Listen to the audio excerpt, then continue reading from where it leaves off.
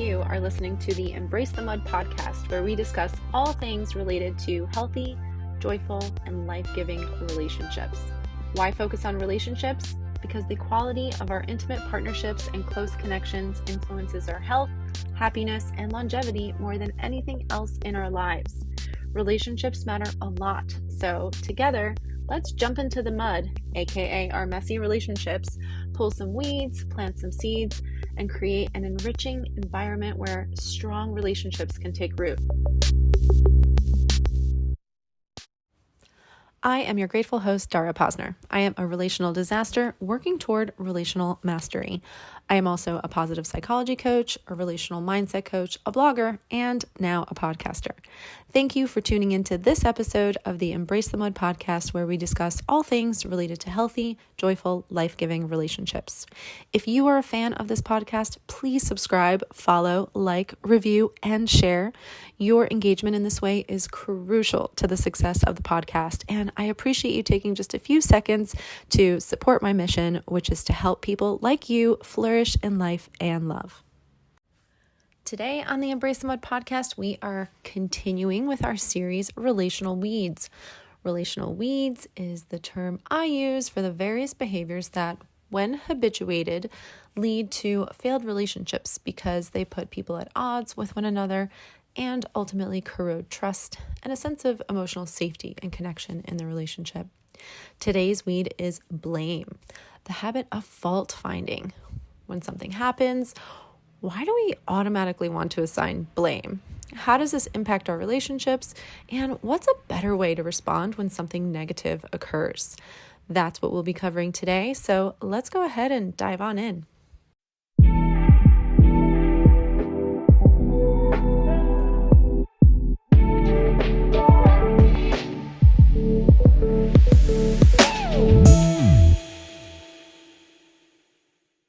All right, so let's get started talking about blame. And I just have to admit at the outset that this is the relational weed that I have been most excited and most nervous to talk about, because upon reflection, sort of just reviewing all of the relational weeds, which I've struggled with them all to some degree and continue to also, but blame in particular has been a tough one for me. I just need to really own that, because even in preparation for this episode today, reading about blame, I really do sometimes find it kind of confusing.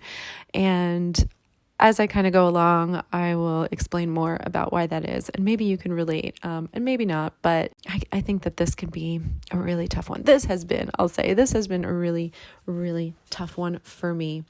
And so as I do this episode, hopefully I can really, by processing this, in a lot of detail, help myself really internalize the ideas around blame, why it's a bad idea, and really the difference between what it means to blame someone versus hold people accountable. It's including ourselves, right? Because we can self-blame as well.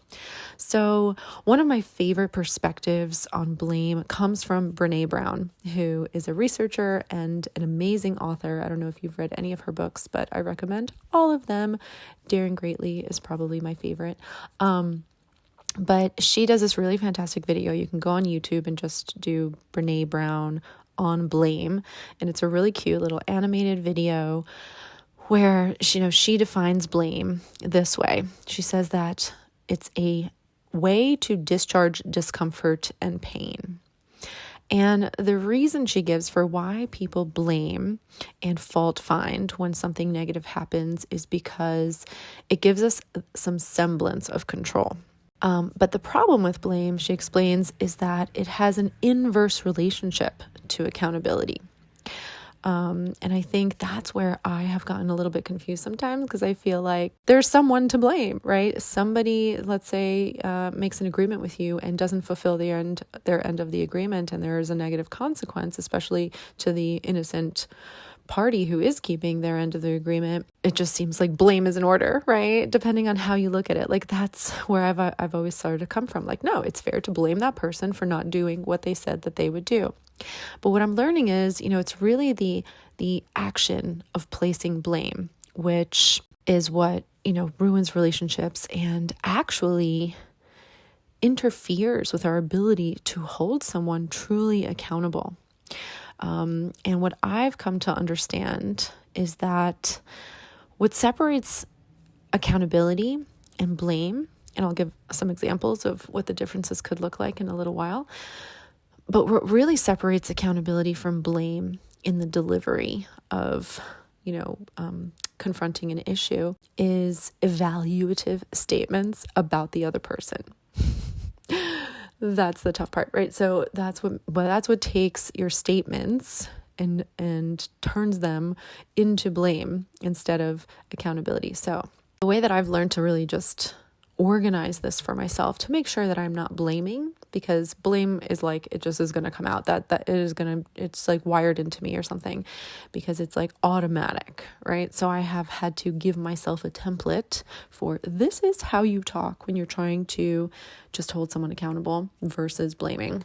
And the formula that I use is when you want to express yourself and hold someone accountable, you state your feelings and then share the facts and nothing else. So that might sound like, I'm really upset and frustrated that we're going to be late to this graduation. I thought we agreed to leave at 5 p.m.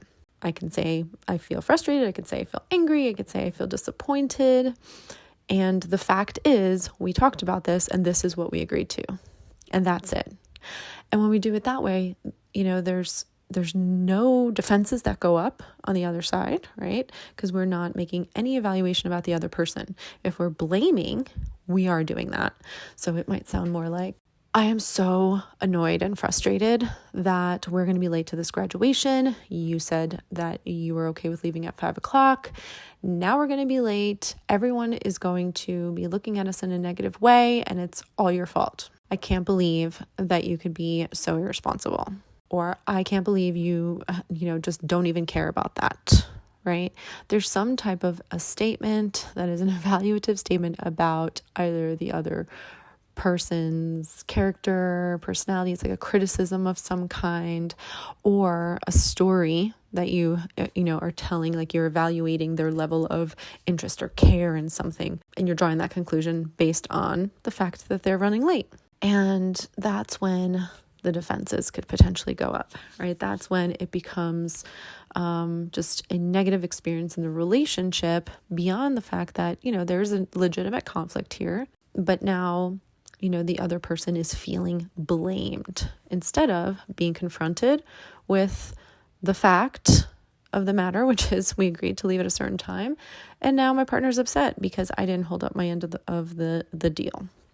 So I hope that makes sense. But Brene Brown has some additional really, really interesting statements and ideas to share when she talks about blame. She says here that we choose to blame over holding people accountable because it requires us to be vulnerable. It's vulnerable to say, this really hurt me and I want to talk about it without blaming. It really invites us to reach deeper inside into, a tenderness within ourselves, to reveal ourselves for the sake of just being honest about how something is impacting us, and that being the goal. I need to share with you how this impacted me, as opposed to I need to discharge the discomfort and anger and frustration that I'm feeling and projected onto you by blaming you.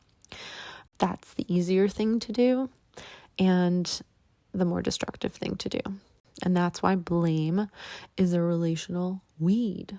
And again, I'm still learning a lot about blame and how accountability is different than that. And I think in the past for me, they often, felt like one and the same. And I've read some definitions online, and some definitions say that blame is holding someone responsible or holding someone accountable. But I think when it comes to personal relational dynamics, we have to bring in additional sensitivities to how the way that we are holding people accountable makes them feel, right? And impacts them.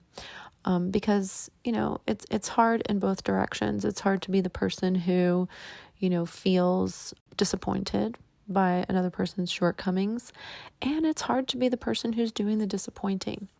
And I think, what it really comes down to at the end of the day is, well, we want justice, right, for ourselves, and we want, righteousness to prevail. We have to create room for imperfection and each other's failures and weaknesses and so on and so forth, and factor in things that we cannot see as being reasons. So getting curious instead of, jumping to negative valuations, and making generous assumptions, and ultimately just staying kind and empathetic, even when we feel frustrated and disappointed and angered by something.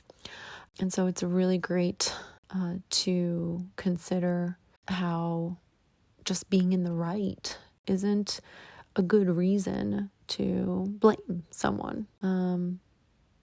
The person who is keeping up their end of the agreement can feel a sense of righteous indignation, right? And come from that place and justify blaming the other person. But at the end of the day, we love our partners and we don't want to make them feel bad. At least, that's the way I'm trying to operate is, okay, even if I'm feeling bad because of something my partner did, I know that wasn't his intention. He didn't do something to make me feel bad. But I am feeling bad, and that matters, and I want to talk about it. And so my choice needs to be vulnerable and to simply express, that really hurt me. You said this, and that's not what happened. Or we agreed to this, and instead it went like this. And give my partner the chance to respond in a way where he can take accountability for himself. And ultimately, the relationship gets strengthened when we deal with difficult occurrences in that way. Because we learn that we can trust each other to be gentle, kind, considerate, loving, and empathic, even when it's hard. So I hope that helps. I'd love to know your thoughts. Do you struggle with blame as much as I do? Feel free to reach out and let me know.